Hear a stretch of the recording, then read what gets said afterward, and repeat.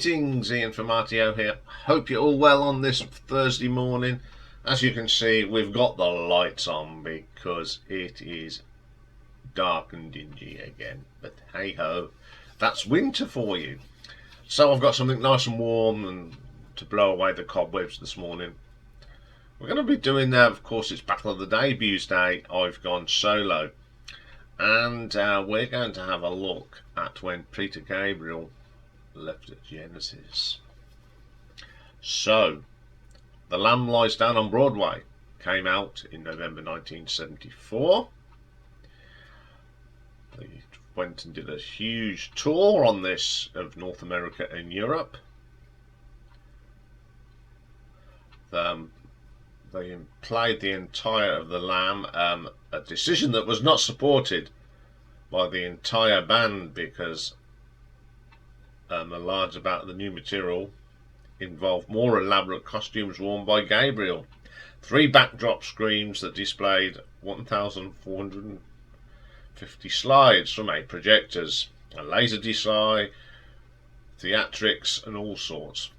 Also at the time, the director of The Exorcist saw the sleeve notes on the back of one of Genesis albums that Peter had wrote, and he says, will you do the music for The Exorcist? So he sort of put this to the band, this is what the story goes. And they went, no, it's Genesis or nothing. And these days that happens all the time, where you get a band, make an album, take a break, and one of the people goes and does a solo album, and a certain Mr. Phil Collins did the same a few years later. Steve Hackett did it while his first solo album when he was still in Genesis. So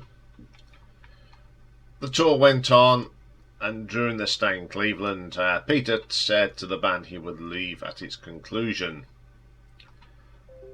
So even Tony Banks, his great friend, said Peter was also getting too big for the group, as he was being portrayed as if he was the man, and it really wasn't like that. So they said, at the end of it, he went and he played the last posts, and that was it. So then Genesis was in this quandary, find a new singer, because they wanted to carry on. So the story goes that they'd invite people down, and Phil would sing the songs to give them an idea, and then they'd try and they'd think, and then someone came up with a bright idea and went, Phil, why don't you sing? So that's what's happened. And this is what happened afterwards. So first up today is Genesis, and it was their 7th album that was released in 1976, and it's A Trick of the Tail.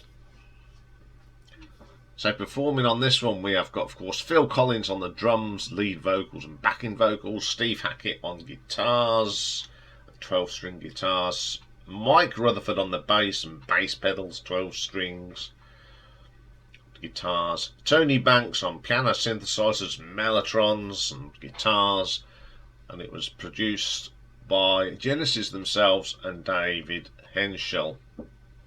So the first track on here opens up with the brilliant Dance on a Volcano. I love this. Some great guitar work here from Mr. Hackett.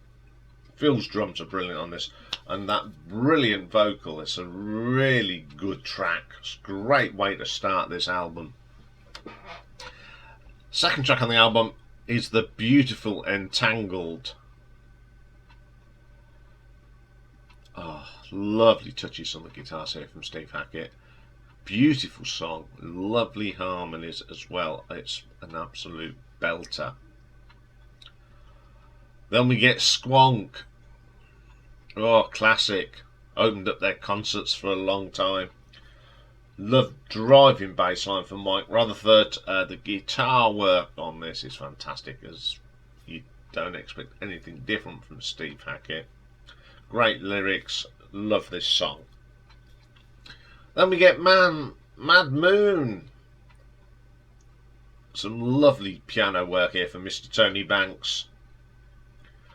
Really, really good track. Nice vocal from Phil. Strong vocal.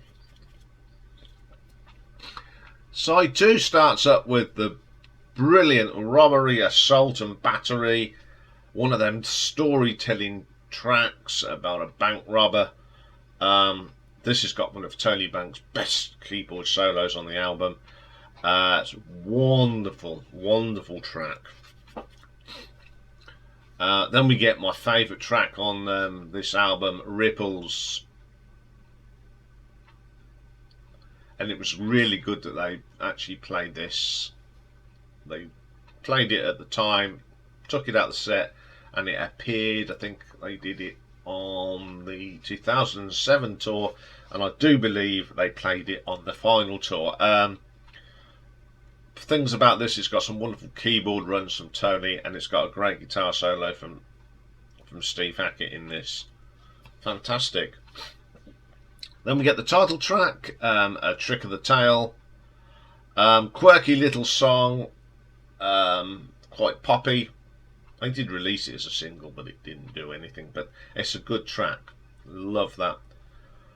And then we have one of the best instrumentals ever done by Genesis, Los Endos. I've been lucky enough to see this play live, and it's amazing. I love this. You get some great drumming here from Phil. The keyboard breaks from Tony. Absolutely dynamite stuff. And then 20 on that, you get some great guitar work and bass. It's just shows what good musicians these guys were. Okay, what do I think of this? I love this album. I think it's probably, it was one of my top 5 of when I did rank the Genesis albums. They defied the critics, and they proved that they could carry on without Peter Gabriel. There's not a bad track on this. It is solid from top to bottom. Love this album, as I said. So what do the critics think? Well, A Trick of the Tail had a positive reception from music critics who were impressed that the group could not only survive without Gabriel but still deliver a good album. Apparently they said the sound quality had improved from previous albums as a result of Henschel's production skills. It was very satisfying for us to show that we could carry on. It was great not to have to involve other person too. That was Tony Banks, and he's discussing the critical part of the album. So let's have a look at the scores. All Music gave it nearly 4.5 stars. Q2 for some reason. Uncut 3. Rolling Stone Album Guide gave it a 4, which is unusual for them. And the Music Box gave it 3 and a bit.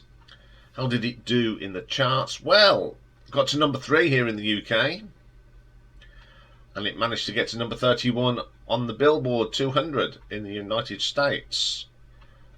It went platinum in Canada, gold in France, gold here in the UK, and gold in America. So pretty successful album. So have a look at the nuts and bolts of this one. Song quality. Some great songs. You know, Peter had wrote most of the stuff up till this, and they had to step up to the plate. They got better, I think, in their songwriting, but for the first time up, they did a brilliant job. So I'm going to give this a 4 out of 5. Production, brilliant production. Up till then, it was probably the best produced Genesis album. Even better production on this than there is on some of the Gabriel. So I'm going to give this a 4 out of 5. reception. The fans were loyal, the critics liked it, and it sold a lot of albums. If you have a quick tot at 900,000, and that's just on its platinum and gold status, so it sold very, very well, and so I'm going to give that a 4 out of 5. Cover design, I love this cover. I mean, when you look at A Trick at the Tail from a distance, it looks like a very naughty word. I don't know if that was done on purpose or it's just me looking into things a little bit too much. But I do like the cover. It's a very quirky cover, so I'm going to give the cover a 4 as well. So it's all the 4s today for A Trick of the Tail by Genesis. Gives us a total of 16 out of 20. So let's move on. What did Peter Gabriel do? So he left, and on the 25th of February 1977, out come Peter Gabriel, or as some places call it, Car. Now we all know, you know, for me it's Peter Gabriel. It's not Car or the others, Scratch or Security. It's just called Peter Gabriel in my books. It really annoys me. So on here we've got Peter Gabriel on lead vocals, keyboards, flutes and recorder. Mr. Robert Fripp of King Crimson on electric guitar and classical guitar and banjo. Tony Levin, bass guitar. Tuba and leader of the Barbershop Quartet, whatever that is. Joseph Chawansky on keyboards, Larry Fast on synthesizer, Alan Schwartzberg on the drum. Got Steve Hunter doing some acoustic guitar and Solsbury Hill. Dick Wagner backing vocals, Jimmy Mallon percussion. The London Symphony Orchestra did some work, and it was produced by Mr. Bob Ezrin, no less. So the first track on this album is called Moribund and the Burgermeister. I love this song. It's something that could have come straight off the Lamplight down on Broadway. I love its weirdness at the beginning. Great riff, fantastic track. Then we get the brilliant Solsbury Hill, classic Peter Gabriel. One of my favourite songs, definitely would get into my top 10 of Peter Gabriel songs. Modern Love, I love the guitar riff on that, really good.